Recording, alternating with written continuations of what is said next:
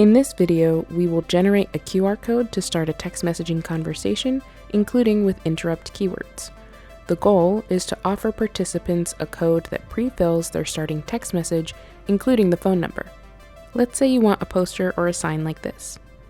When participants scan the QR code, they get this. So how do we do it? Let's take a look. First, get your phone number from the Integrations tab.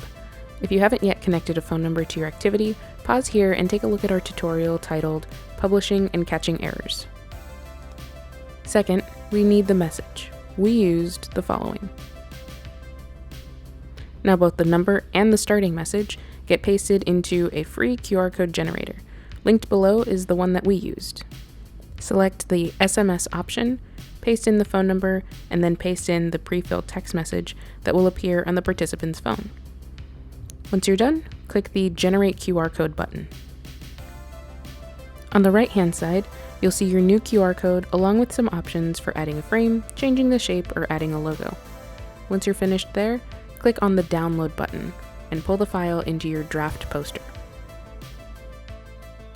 But will your Hive Mechanic activity be ready to receive this keyword?